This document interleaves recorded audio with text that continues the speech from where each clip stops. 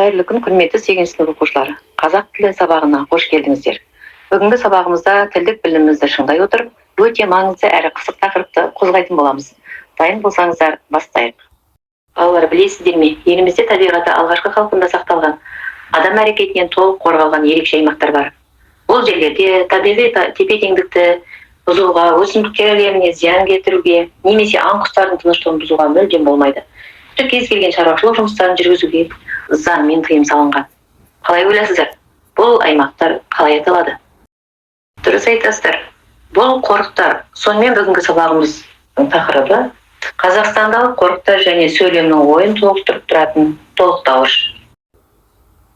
Бүгінгі сабақта біз Қазақстан қорықтары туралы мәтін негізінде перифраза тәсілдерін қолданып, сұрақ құрастыруды, жанрлық және стильдік ерекшеліктерді сақтай отырып мақала жазуды, сөйлемішінен тұрлаулы және тұрлаусыз мүшелерді, соның ішінде толықтауышты тауып, оның қызметін түсініп, қолдануды үйренеміз.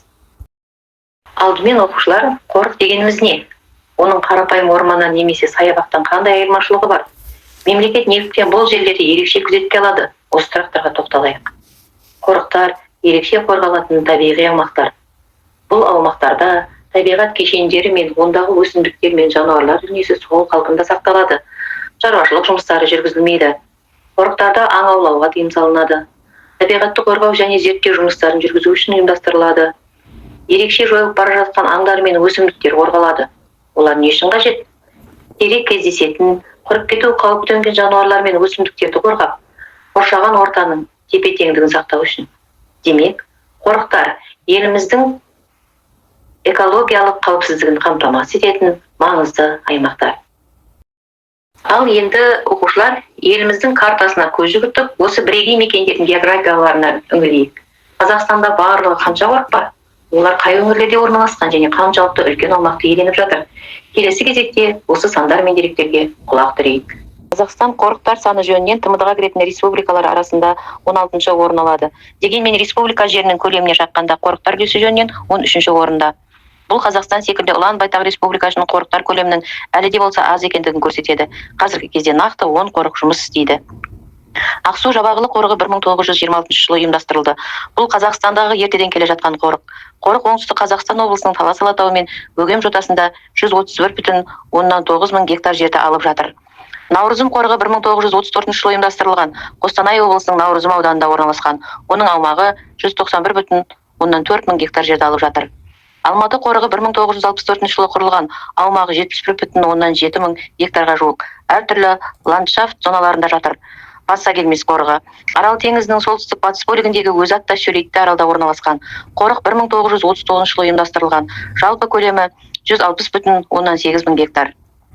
Қорғалжын қорығы 1968 жылы құрылған. Қорық Ақмола облысының 259 мың гектар жерін алып жатыр. Оған тың даланың қол тимеген, түрен түспеген жерлері, сондай-ақ Қорғалжын және теңіз көлдері кіреді. Марқакөл қорығы 1976 жылы құрылған.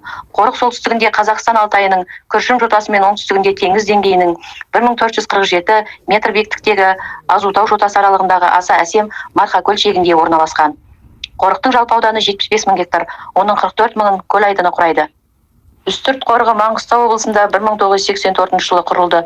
Ауданы 223,3 мың гектар. Республикадағы ең үлкен бұл қорық Үстірт жерінде орналасқан.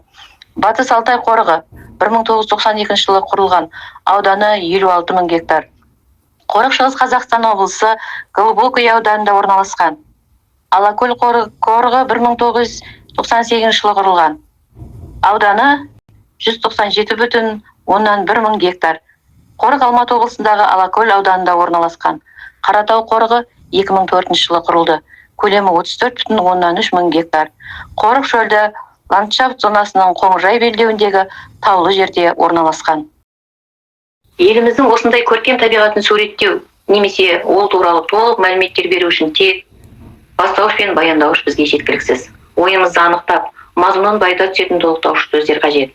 Мысалы, біз мақтан тұтамыз десек, ой аяқталмай қалады.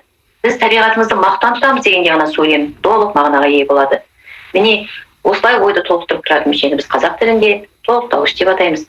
Қазір біз оның сырларын бірге меңгеретін боламыз. Толықтауыш сөйлемде етістіктен, сын есімнен, үстеуден жасалған баяндауышты, яғни іс-әрекеттің немесе сапаның нысаны ретінде сөйлемді жайылмаға айналдыратын тұрлаусыз мүше. Толықтауышқа тән белгілер. Сөйлемнің негізін құрауға қатыспайды. Зат есімнен, есімдіктен, заттанған есімдерден жасалады.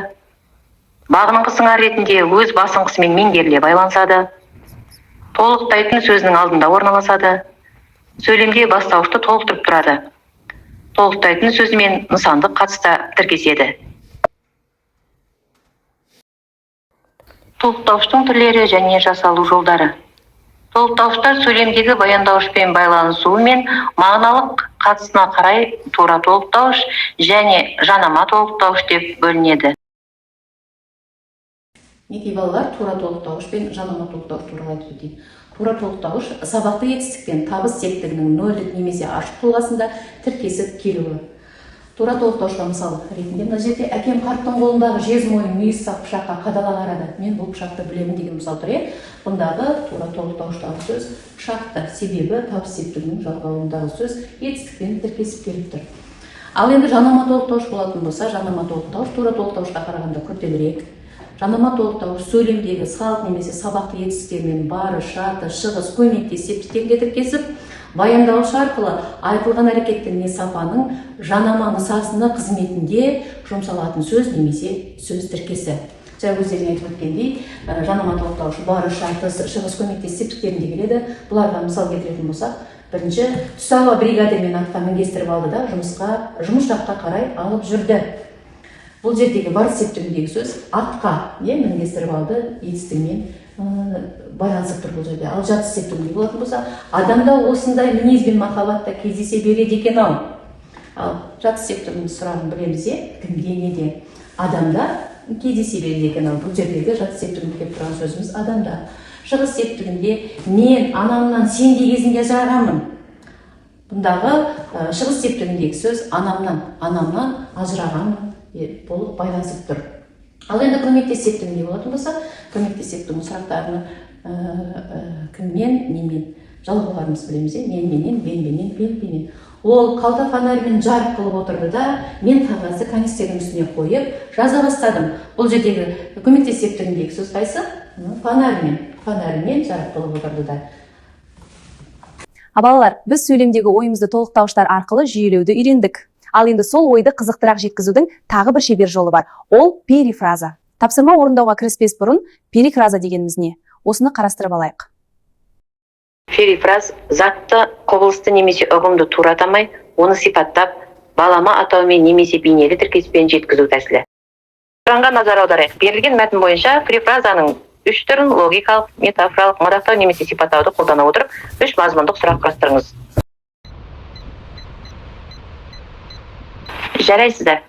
Перифразаның түрлі тәсілдерін қолдана отырып, мәтінді жаңа қырынан аша білдіңіздер. Енді өздеріңіз құрастырған сұрақтарды экрандағы дұрыс жауаптардың үлгісімен салыстырып, тексеріп көріңіздер.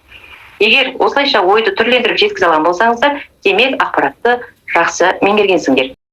Оқушылар, ал енді шығармашылықтарыңызды байқайтын кез келді. Қазір бізге қонаққа тәжірибелі репортер келді. Айгүл ханымға сөз берейік. Сәлеметсіздер ме, жас репортерлар? Сіздер еліміздің ең танымал экологиялық журналының тілшісісіздер. Редакциядан сіздерге шұғыл тапсырма келді. Қазақстандағы қорықтардың маңызы туралы публицистикалық стильде мақала жазу керек.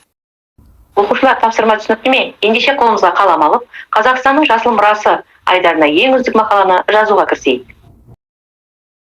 Мақаланы экранда көрсетіліп тұрған құрылымы мен стильдік талаптарына үлгіге сүйене отырып жазыңыздар.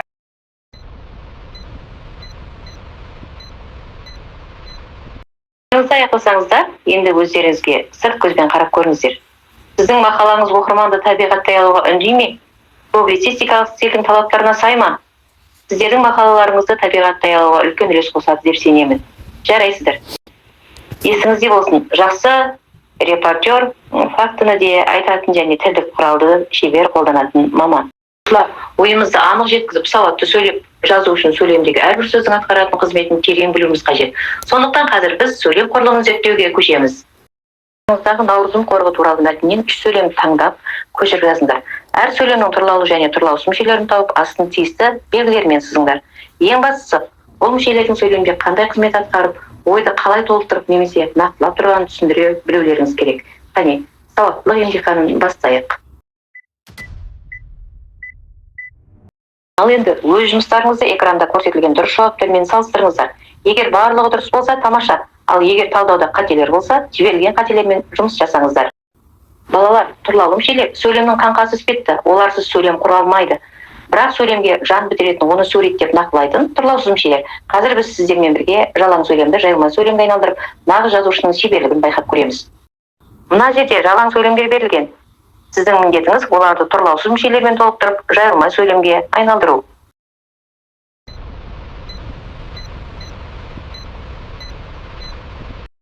Жауаппен салыстырайық. Жарайсыздар. Сіздер жалаң сөйлемдерді жайылма сөйлемге айналдыру арқылы нағыз сөз шебер екендіктеріңізді көрсеттіңіздер. Байқадыңыздар ма? Жалаң сөйлем тек негізгі ақпаратты ғана берсе, сөздер қосқан тұрлаусыз мүшелер сөйлемге жан бітіріп, оны нақты әрі әсерлетіп көрсетті. Тұрлаусыз мүшелердің сөйлем жасаудағы қызметі де міне осында. Ойды кеңейтіп, оқырманға толық картинаны жеткізу. Сөз шеберінің басты құпиясы ойды жалаң қалдырмай, оны орынды сөздермен көркемдеп жайылма түрінде жеткізе білу. Осы дағдыны әрқашан жадымызда ұстайық. Міне оқушылар, сабағымыздың соңына да жақындадық. Әрбір нағыз репортер мен зерттеушінің жанында әрқашан қойын дәптері жүреді.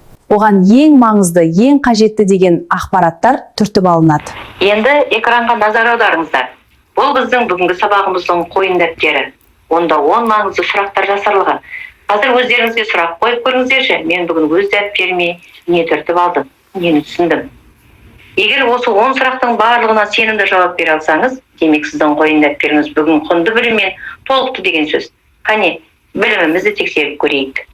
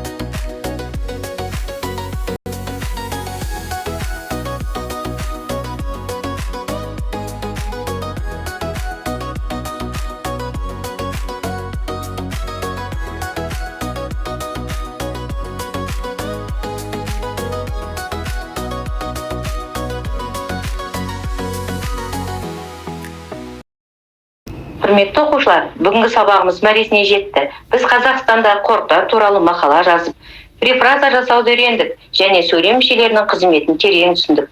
Енді экрандағы жетістік баспалдағына назар аударып, өз-өздеріңізді бағалап көріңіз. Сіз қай сатыда тұрсыз? Егер сіз жоғарғы сатыда болсаңыз, жарайсыз. Ал егер төменгі сатыларда болсаңыз, еш уайымдамаңыз. Бұл жаңа білімге бастайтын жол.